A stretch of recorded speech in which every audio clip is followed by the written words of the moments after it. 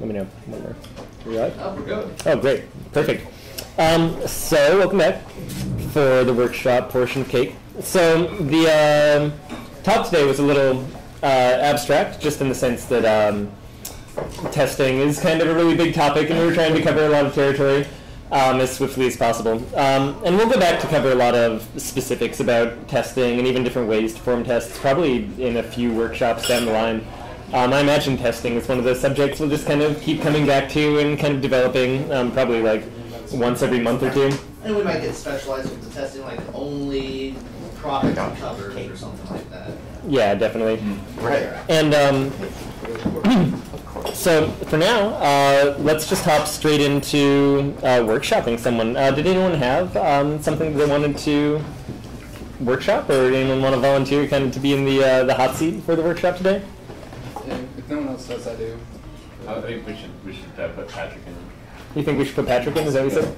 Yeah. Okay. Where's that hot seat? I'm way down for that. That's a good question.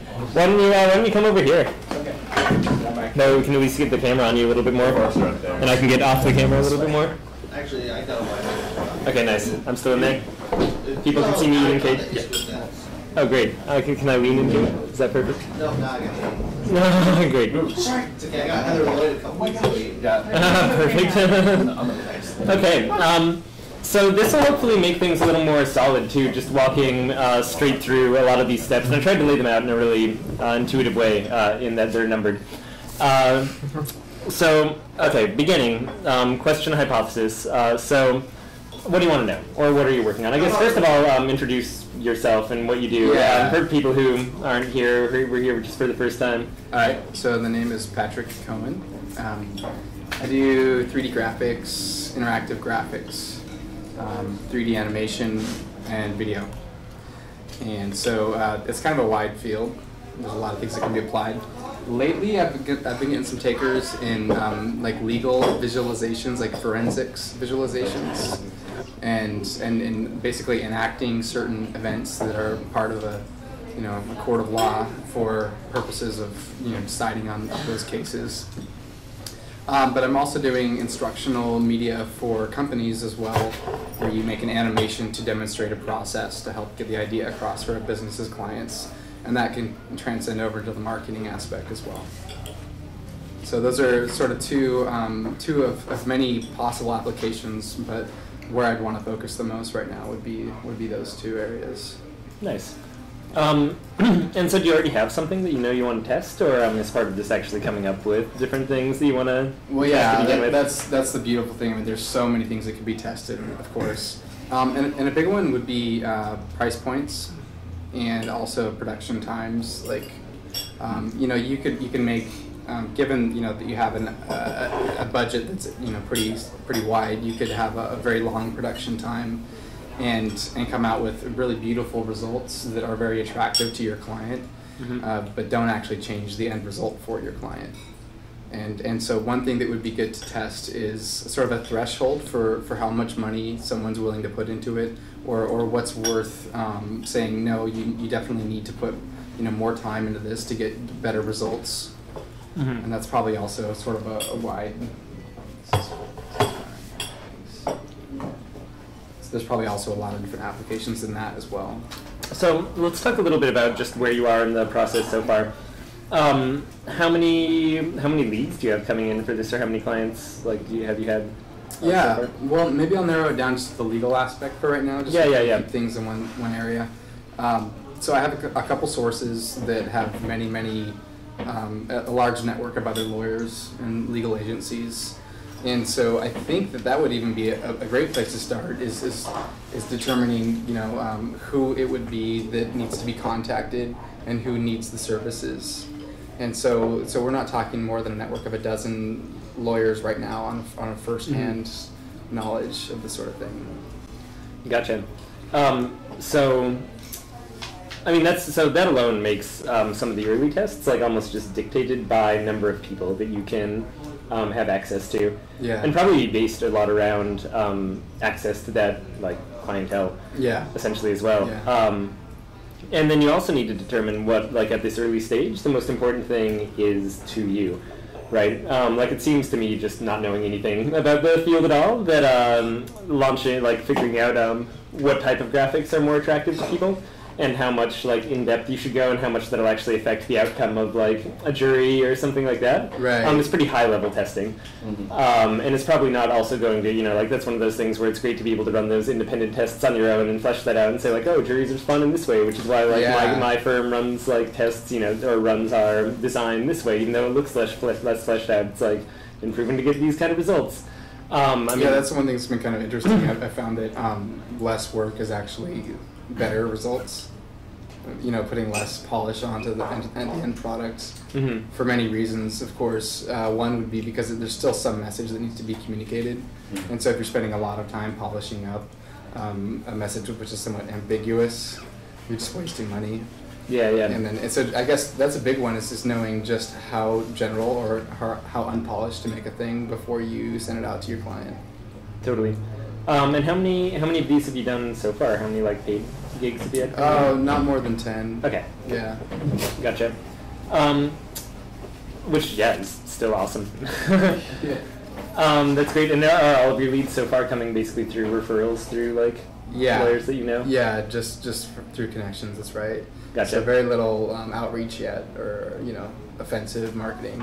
Definitely. Let's try to figure out first like a really good basic question that we want to ask, and then how to test it. Does anyone have any kind of basic preliminary questions or things that they'd be curious about to know if, what's going on with the making 3D graphics for cases? I just said I had some experience with this a couple months ago. I was on a jury. A woman tripped on a scale in the vet office and hurt her shoulder, and they showed us a 3D simulation of someone like coming out of the store and like out of the door, and like a cone of their vision, and this cone was how you see, and and the person turns and like see it's not within her like cone of like good vision.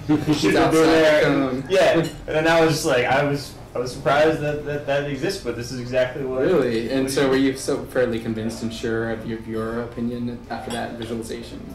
The visualization didn't affect my opinion very much. Nice. I was pretty set on the scale was reasonably placed against the wall, and it was unfortunate that the woman tripped and injured herself, but I was a little bit, me and also everyone else on the jury felt like it was a frivolous suit, but that was mostly unrelated to the graphics. Yeah.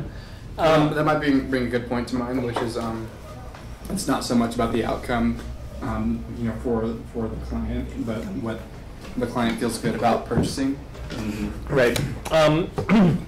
So, step one might just be to figure out what you can do to get more clients coming through your door in the first place. Right, yeah.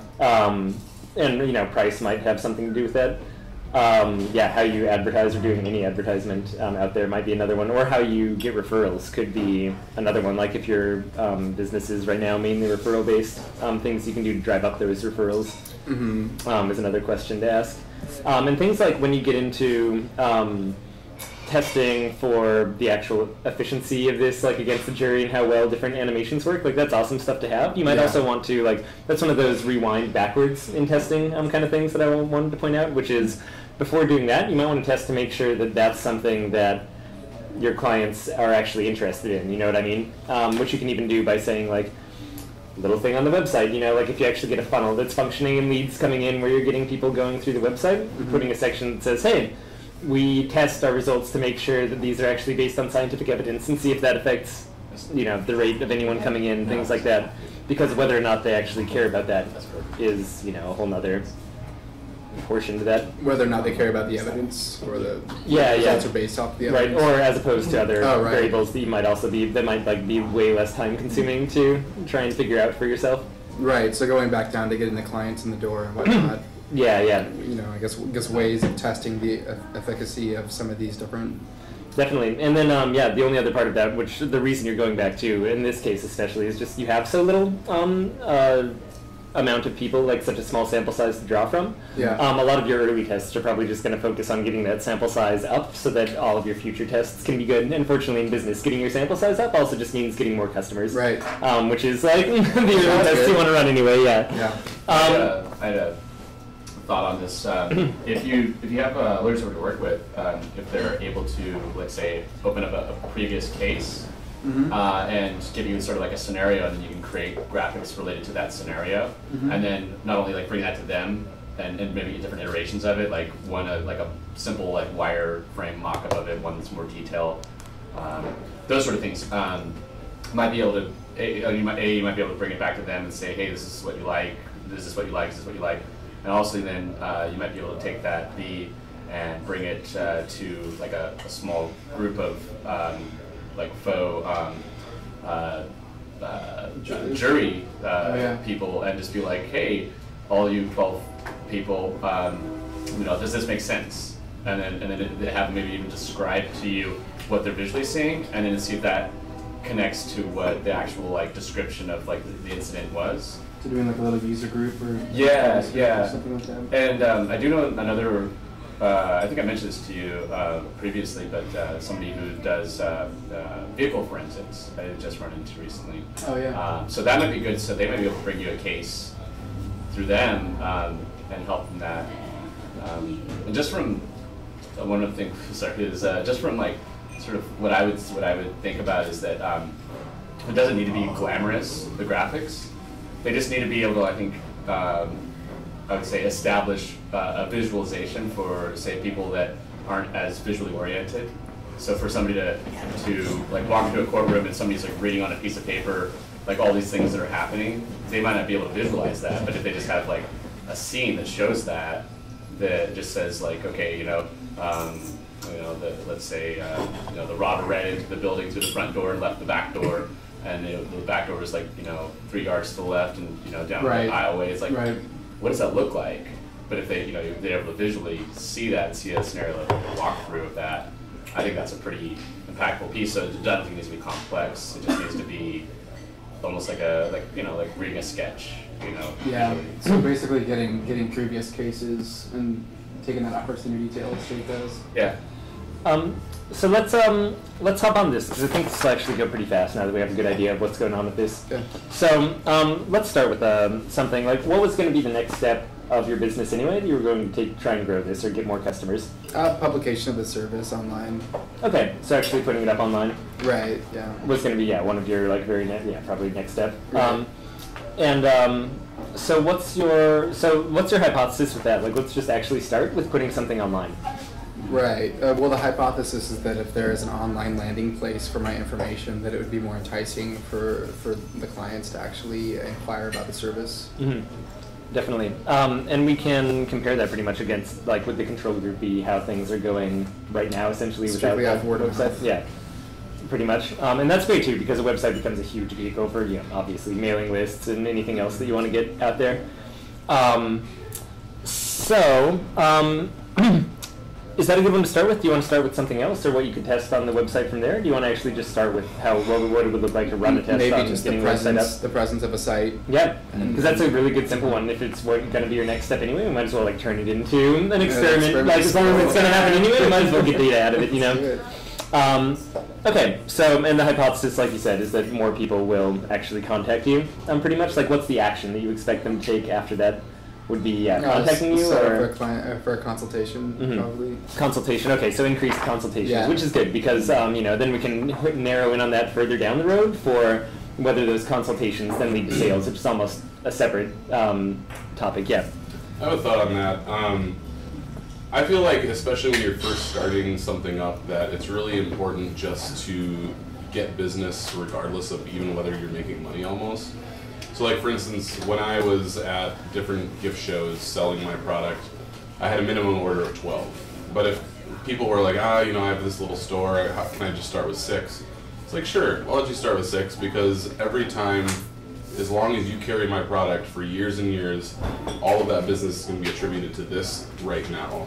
So even if you offer something that's like half off your first, the first job that I do for you, Right. then they're going to be like, oh, well, half off, like, that's way better than anybody else's prices. Let's check this guy out, let's see what he's about. And if you end up giving them the kind of product that they're, looking for, then any other future deal from there, they're not going to look any further. They're going to be like, I found this guy, he's awesome, he's offering competitive prices with the rest of them, I might as well stick with him.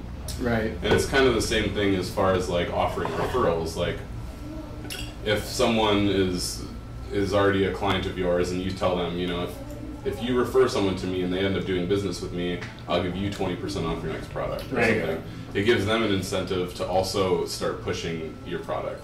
So like if you can give people little incentives that don't necessarily transfer to like your permanent business with them, it's not like I'll do 20% off forever. Right. It's like 20% off your next thing. They're like, oh, that's cool, you know.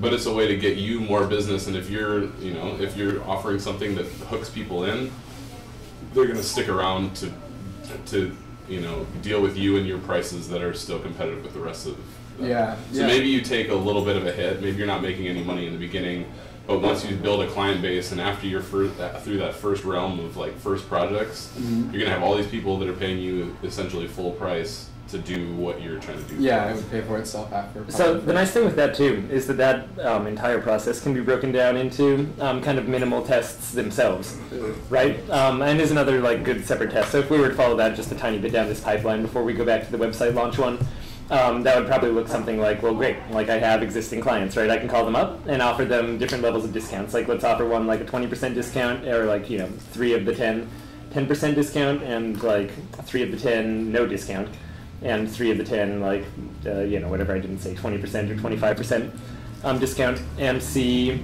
how many people refer things. If it turns out that the people who you offered no discount referred just as many as the ones you gave a discount to, just upon asking them if they had anyone to refer, that's a really good sign. If the people who referred 25, like, you know, gave you a ton of people, and the people who referred 10 or with the 10% gave you like almost none, it's like, oh, you actually have to hit a threshold here with this too. Yeah, so maybe three different ranges potentially. Totally, yeah, it's not a bad. I mean, that's just kind of where my mind went. But even 2 Yeah. ranges is a fine place to start, and you can like narrow in from there. Or Yeah. I mean, what you don't want to avoid doing is having really small sample sizes again. So if you changed the amount for every single person along your 10-person list, like that's not actually going to give you any significant data. Yeah. So really, like splitting it into 2 groups of 5 people would probably be the better way to go. And then once again, running that test once you have more people coming in through your automatic kind of lead generation stream will be even better. But as an early test, just to say like, hey, maybe I can get more people through this website, maybe I can get more people through referrals, is kind of another A/B test you could do. And since this one requires a phone call and the other one requires throwing up like an image essentially on a website, they're both pretty like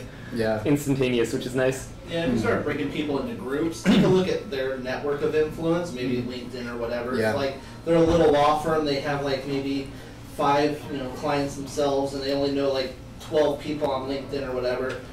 You know, pair them up with somebody who has like 500 plus connections and stuff like that. Don't pair all your 500 plus in one, because then you're gonna probably get a lot of referrals if their network is bigger.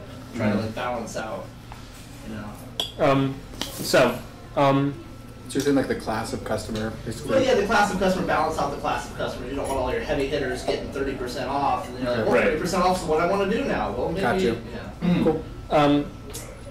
Okay, so let's look at basic structure. So what's the variable you're testing in this case? Just having a website versus not having a website. Yeah, we're going back to that. Yeah. Right. Okay. What's your control group? Previous. Okay. Previous rates sales, of people yeah. coming in. So right now you don't have a website at all? Not one catered towards this. Okay. Yeah. And then your experimental group is just everything from here on out, right? Everything that I can prove it was from the website. Right, totally. And so intelligent design on this one is going to look like the idea, once again, of minimal, like, testable product, essentially, like minimum viable test, I guess is what I wanted to call that. So what's the easiest way you can get, once again, you're not trying to test content of the site, right? You're not saying, I think that a website will bring in more people and make it easier if I have a picture of me and a little, like, bio of me underneath that. Or if I have, like, you know, these other pages showing examples that I've done before. Or just the fact that there is a site. Right, like there, that has some basic information, probably like to a way to consultation. contact you, yeah. Yeah. And so that's a good one. So what do you think that basic site will look like? That'll like make it, you know, so you can get it up within an hour, basically. Well, you know, actually, I was here for that last meeting we had on design and reading about the talking about the F structure. So I was kind of thinking about just the idea of having like a consultation column, followed by like a concept or storyboard or work in progress column, followed by like a final product column, and then, you know, like an icon for consultation, icon for concept, and an icon for finish, with maybe like a couple buzzwords underneath each one, and then like maybe like some sentences underneath each one with like, you know, act now sort of thing. Yeah, yeah. And that's basically, that's like an hour or two Yeah. of web development work, really.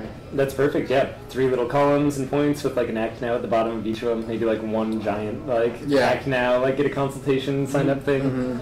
Yeah, that's perfect, and probably free consultation just to work, because right now what you want to measure is like things coming in, not necessarily. Yeah, probably. And I've thought about that one too. Is like, would a potential client actually value a consultation that actually costs them more than a free consultation? Take that service more seriously if they had to pay for it. That's nice. And maybe have 2 separate sites for that. Yeah, and that's a nice A/B test you can do just with Google Web Analyzer. Even on this one, throwing up that simple one, just do one with a free consultation and one with a paid consultation, and just like do a dual analysis of that one. Basically. So now you have like 2 tests that you're running, and one just involves 1 word changed basically on this basic website that you're throwing up. So plan your response. So what are the different responses, I guess, that could go as a result of this? Like you throw up the website. Hopefully, you're telling clients, how are you getting people to know I guess you don't need to worry about whether you're getting people to know about the website or anything like that, because hopefully just having one will. Yeah, make hopefully. this a lot easier, That's a whole nother little microcosm in itself. Totally. Potentially just, having the confidence to actually go out and seek these people and point them to the site. Yeah. Or find a network and I don't want to say spam them, but solicit them towards the site. Yeah. Just become a member of the network and they'll track back to who you are. Yeah. Yeah, put it on all of your signatures, stuff like that, so that it's just kind of passively out there is a good thing too. So what are the results of putting this website up as far as your hypothesis goes? So your hypothesis is more people will come in. What else could happen besides your hypothesis being correct? Well, I guess there's coming in, so you're saying like consultations or exactly. jobs landed. Well, I mean, I guess people could be offended by it somehow. Potentially. It could not help too, right? I mean, your rates could just stay exactly the same. Or they could go down. There's 3 different. Right. Okay. Great. So, if it goes down, what are you going to do about the website?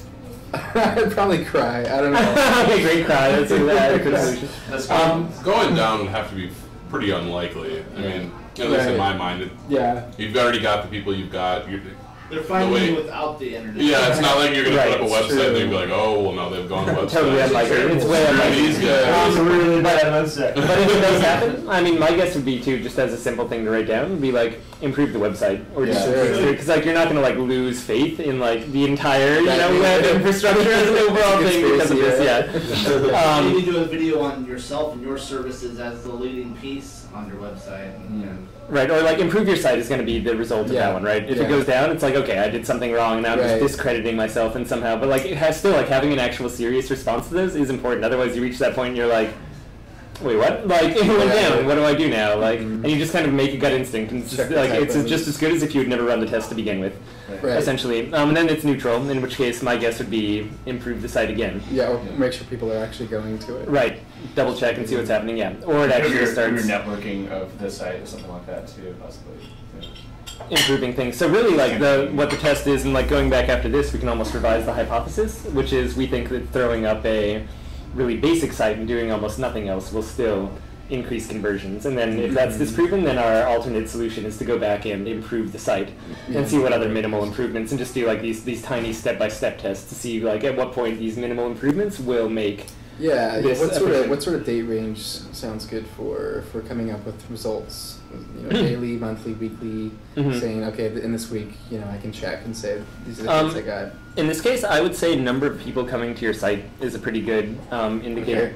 Either that or comparing against how often you're having these come in to begin with. If you're already actually at a point where you're having a certain number per month and you're getting an average, then just seeing if that average increases over the course of a month is a good amount of time for how little. I mean, I don't imagine you're at an average per week. For these coming in. On the other hand, if you put up your site and immediately you're getting a few hundred hits a day, that's also enough information to do. None of them are clicking through, and it's obviously not robot traffic or something. Then that's also enough information to say oh, okay, this isn't working. Yeah. So it kind of depends on the speed of information and what, once again, you want your sample size to be. But setting good end criteria for that, I would say my guess, knowing nothing about your circumstances, again, are probably a month or a few hundred people going to your site is a good point. That sounds about right, I would say. Yeah, I would think so. That's a tough one. I'm still kind of new to that market and knowing what people want and stuff like that. The thing I was thinking about was catering. You're catering to law firms and attorneys, and they handle a lot of copy. So that was Coffee. a question about, a lot of writing. And I was wondering whether or not a lot of writing would be good for it, or little writing, because they read stuff all the time. It might be good for them to like have like a thorough like read through of something and then go, okay, cool, like this person's established and they're really capable. So like something like that on the website might be good. Otherwise, they might just want to like briefly read something quickly and then, Yeah, that's a funny one because I don't want to. And that's another great one where- lawyer.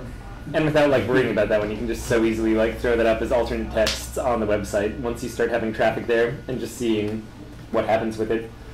So then a test, even before we get these ones going, that we really want to go back to too, is can we get people to even go to a website? right. Like just with like my basic passive things of like throwing it on Facebook, throwing it on my email signature, like throwing, telling my acquaintances that I already have.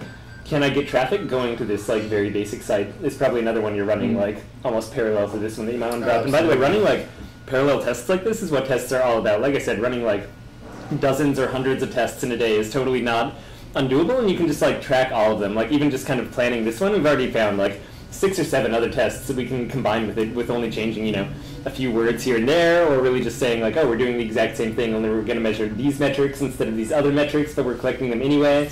Like nothing has changed in the experiment, and we're already running like a ton of tests at the exact same time, all of which will yield hopefully interesting data.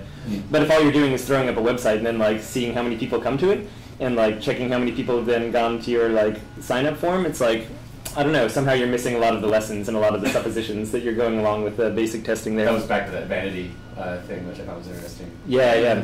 The likes. So let's run through this again because we're just kind of a little past the 8 o'clock mark now, and I want to make sure to finish this one up.